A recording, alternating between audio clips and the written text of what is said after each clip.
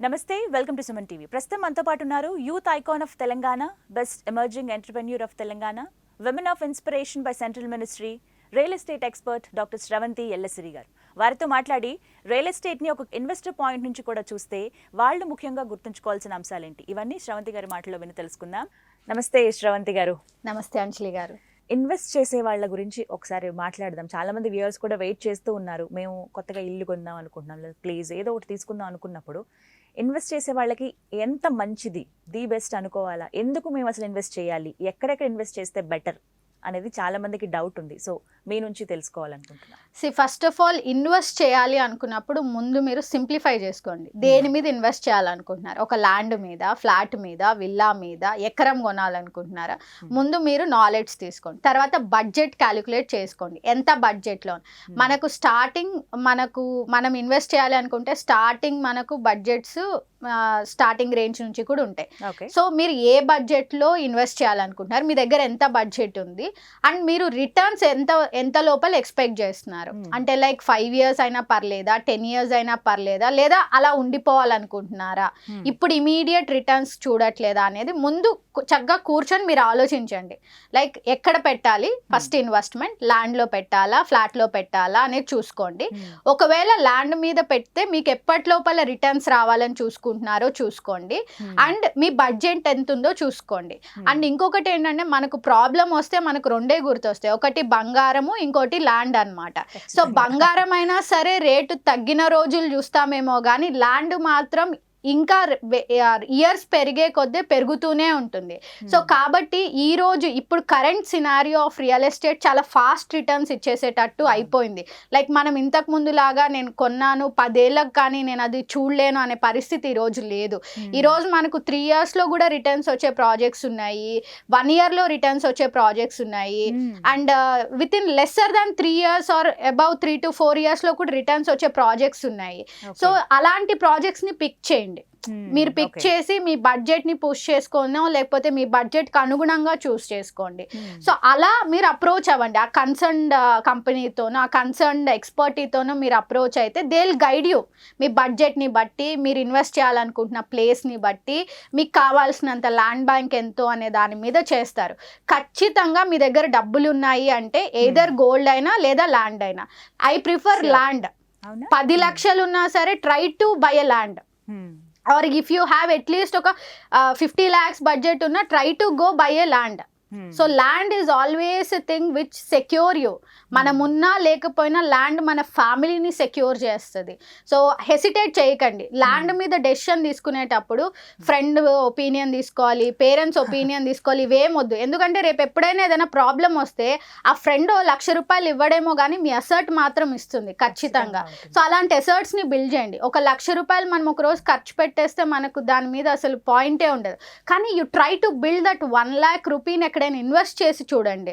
So చిన్న చిన్న investments చాలా ఉంటాయి, కానీ when you have a good amount with you, go by a land. So ఇక్కడ మనకు హైదరాబాద్ లో మనకు వైడ్ రేంజ్ ఆఫ్ ప్రాపర్టీస్ మనకి అరౌండ్ గా ఉన్నాయి. సో కాబట్టి ఖచ్చితంగా ల్యాండ్ మీద ఇన్వెస్ట్ చేయండి. మీకు చూపిస్తున్న మీ యొక్క ఆ కంపెనీ ఆర్ ఆ ఎక్స్పర్ట్ మీకు సజెస్ట్ చేస్తున్న ప్రాజెక్ట్ మీద మీకు ఆ కాన్ఫిడెన్స్ ఉంటే ఎవరిని ఆలోచించకండి, just go and by it. ఇక్కడ కొంచెం చిన్న కన్ఫ్యూజన్ లో ఉంటారు చాలా మంది. ప్లాట్ తీసుకోవాలా, ఫ్లాట్ తీసుకోవాలా, విల్లానా, కమర్షియల్ ప్లేసెస్, ఇలా చాలా రకాలుగా కాస్త కన్ఫ్యూజింగ్లో ఉన్న వాళ్ళకి మీరేం సలహా ఇస్తారు? నేను అదే చెప్తున్నాను అంజలి గారు. లైక్ ఎలా అంటే ఇన్వెస్ట్మెంట్ రిటర్న్స్ ఎక్స్పెక్ట్ చేసినప్పుడు ల్యాండ్ మీదకి వెళ్ళాలి. లేదు మాకు రిటర్న్స్ అక్కర్లేదు, మాకు ఉండడానికి చాలు అనుకుంటే ఫ్లాట్. అంటే ఇప్పుడు ప్రతి ఒక్కరికి ఇల్లు అనేది ఒక డ్రీమ్ ఉంటుంది. ముందు ఎవరైనా సరే కొంచెం స్టేబుల్ ఇన్కమ్ అవ్వగానే ముందు ఇల్లు కొనాలని చూస్తారు.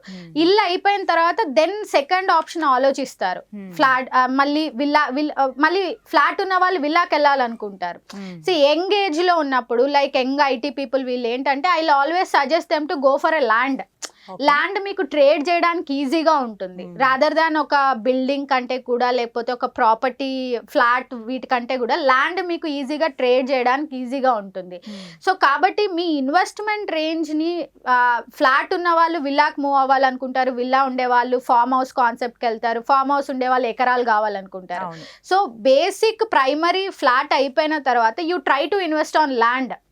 సో ఒక మీరు అవుట్స్కట్స్ లో ఒక ల్యాండ్ కొని you can buy a very nice house in the సిటీలో కొనొచ్చు మీరు. అదే మీరు సిటీలో ఒక మంచి ప్రైమ్ లొకేషన్ కొని మీరు అవుట్స్కట్స్ లోకి వెళ్ళి ఒక 100 గజాలు కూడా కొనలేని పరిస్థితి అయిపోయింది ఈ రోజు మనకు. సో మీ ప్రైమరీ అసర్ట్ ని కనుక బిల్డ్ చేసేసి ఉంటే always focus on land trade అన్నమాట. ఓకే. అండ్ భద్రత విషయంలో చాలా వరకు క్వశ్చన్ చేస్తూ ఉంటారు. సరే ఇది ఒక ప్రాపర్టీ మనం తీసుకుంటున్నాం, ఇంత ఇన్వెస్ట్ చేస్తున్నాం అంటే మనకి సెక్యూరిటీ ఏంటని కూడా ఆలోచిస్తూ ఉంటారు. సెల్లర్ నుంచి ఎలాంటి సెక్యూరిటీ మనం ఎక్స్పెక్ట్ చేయాలి? బేసికలీ డాక్యుమెంటేషన్ క్లియర్ ఉండాలండి. వెన్ మీరు ఒక ప్రాపర్టీని చూస్ చేసుకోవడానికి వెళ్ళినప్పుడు, అది ల్యాండ్ అయినా ఎనీథింగ్ మీరు చూస్ చేసుకోవడానికి వెళ్ళినప్పుడు ముందు లీగల్ వెరిఫికేషన్ చూస్ చేసుకోండి. సో ఈ రోజు మనకు అన్ని పోర్టల్స్ అన్ని వచ్చేసాయి, లైక్ ధరణి వచ్చేసింది, లైక్ ల్యాండ్ రెగ్యులేటరీ బోర్డ్, ఇవన్నీ వచ్చేసాయి కదా. So you can easily access, like మీరు ఏ ప్రాపర్టీని ఏ సర్వే నెంబర్స్ లో తీసుకుంటున్నారు, ఆ సర్వే నెంబర్స్ కి ఎక్కడ ఉన్నాయి అనేది మనకి ఈజీగా తెలిసిపోతుంది. సో మనకు తెలియకపోయినా you can hire a legal lawyer ని హైర్ చేసుకున్నా మనకు డీటెయిల్స్ ఇచ్చేస్తారు. సో వాళ్ళు మీకు ఇచ్చే డాక్యుమెంటేషన్ లీగల్ క్లియరెన్స్ ఉందంటే హ్యాపీగా మీరు మంచిగా ప్రాపర్టీని ఇన్వెస్ట్ చేయొచ్చు. అదే చెప్తున్నాను, మీరు వాళ్ళు చెప్పే మాటల కంటే కూడా డాక్యుమెంట్ ని బిలీవ్ చేయండి. అండ్ మీకు ఏ పర్సన్ అయితే మీకు కాన్ఫిడెన్స్ ఇచ్చి బిల్డ్ చేస్తున్నారో you trust with that person. ఈ రెండు కనుక మీకు it's on a proper note, definitely మీరు హ్యాపీగా ఇన్వెస్ట్ చేయొచ్చు. అండ్ శ్రవంతి గారు, పర్టికులర్ గా ఈ ప్రైజెస్ విషయంలో ఈ ఫ్లక్చుయేషన్స్ మనం చూస్తూ ఉన్నాం. 100 నుంచి స్టార్ట్ అవుతున్నాయి, క్రోర్స్ వరకు ఉంటున్నాయి. ఎక్కడ ఇన్వెస్ట్ చేయాలి, ఇన్వెస్ట్ చేస్తే ఏమవుతుందో, మళ్ళీ వెనక్కి కానీ పడిపోతుందేమో అని చెప్పి ఇలా రకరకాల ఆలోచనలు ఉంటాయి ఇన్వెస్ట్ చేసే వాళ్ళకి. సో ఈ ఫ్లక్చుయేషన్స్ విషయంలో పర్టికులర్ గా ఏం చెప్తారు? ఇన్వెస్ట్ చేసే వాళ్ళ విషయంలో కావచ్చు, ధరలో పెరుగుదల తగ్గటం, ఇవన్నీ అంటే క్లయింట్ ని ఎలా అసలు ఇంప్రెస్ చేయాలి, ఎలా వాళ్ళకి అర్థమయ్యేలా చెప్పాలని చెప్పి ఒక పెద్ద కన్ఫ్యూజన్ ఉంటుంది. ఇన్వెస్ట్ చేసే వాళ్ళకి ఉంటుంది, సెల్లర్ కి ఉంటుంది. సో ఈ డిఫరెన్స్ ఏం చెప్తారు? బేసికలీ అండి, నేను మీకు కంటిన్యూషన్ గా చెప్పుకోవాల్సి వస్తే, ఇన్వెస్ట్మెంట్ చేసేటప్పుడు నేను మీకు చెప్పాను 3 years లో రిటర్న్స్ వచ్చే ఉంటాయి, 5 years లో వచ్చే ఉంటాయి. ఇవన్నీ ఎక్కడి నుంచి వస్తాయి? ఈ ప్రైజెస్ ఎవరు మానిటర్ చేస్తారంటే ఆ కంపెనీయో ఒక ఇండివిజువల్ పర్సనో మానిటర్ చేయరండి. It is monitored by the government, central and state governments. ఆ యొక్క ఏరియాకో లేకపోతే ఆ యొక్క జోన్కో, హైదరాబాద్లో మనకున్న జోన్స్లో ఆ ఏ జోన్లో ఎప్పుడెప్పుడు ఏమేమి డెవలప్మెంట్స్ తీసుకురావాలనేది ఇట్ ఈస్ ఆల్రెడీ స్ట్రక్చర్డ్ అనమాట.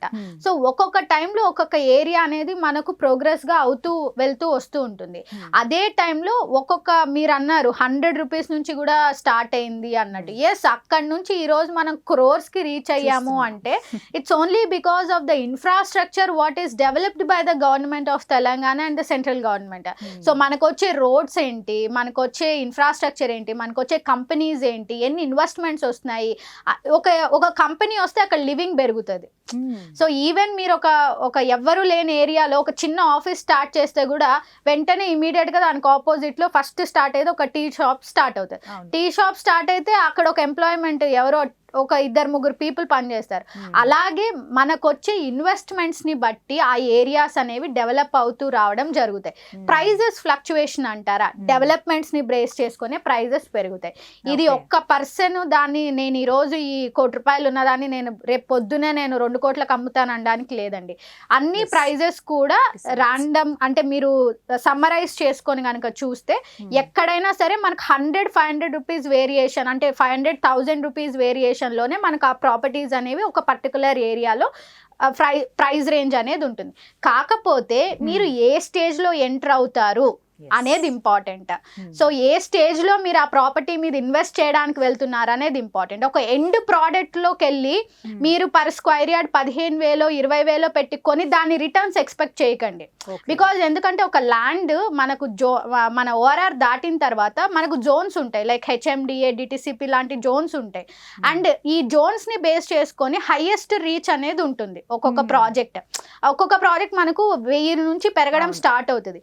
మీరు వెళ్ళి ఎండ్ ప్రోడక్ట్ లో ఇన్వెస్ట్ చేసిన రోజు మీరు అడగండి లైక్ నాకు ఎప్పుడు పెరుగుతుంది ఇది అనేసి. ఎందుకంటే ఇట్స్ ఆల్రెడీ హైయెస్ట్ ప్రైస్ లోకి వెళ్ళిపోయిన ప్రోడక్ట్ మీద ఇన్వెస్ట్ చేస్తున్నారు మీరు.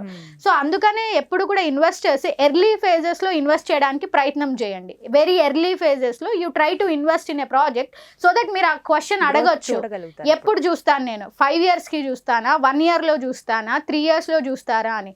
అలా కాకుండా ఎండ్ ప్రోడక్ట్ కొన్న రోజు యూ వెయిట్, 10 years వెయిట్ చేయండి మీరు, అప్పుడు కానీ we don't get all these beneficiaries. ఎందుకంటే మనకు ఒక్కొక్కసారి ఒక్కొక్క అనౌన్స్మెంట్స్ చేస్తూ ఉంటారు. సో అలాగా ఈ ప్రైజెస్ అనేవి కూడా it's all depending upon the developments what are coming up. And ఇంకోటి, రియల్ ఎస్టేట్ ఎప్పుడు కూడా 5 years బేస్ చేసుకొని ఎంత ప్రోగ్రెస్ వెళ్తుంది అనే దాన్ని బట్టి ఉంటుంది. సో ఈ రోజు ఈ ఇయర్ ఇప్పుడని కాదనమాట. ఇట్స్ ఆల్ అబౌట్ ఏంటంటే మనం ఇంకొక నెక్స్ట్ 5 years లో ఎలా చూస్తాం ఆ పర్టికులర్ ఏరియాని అనే దాన్ని బట్టి ఉంటుంది అనమాట. ఫ్యూచర్ ఆలోచించి డెసిషన్ తీసుకోవాలి. అండ్ ఇంత మాట్లాడుకున్నాం శ్రవంతి గారు మనం.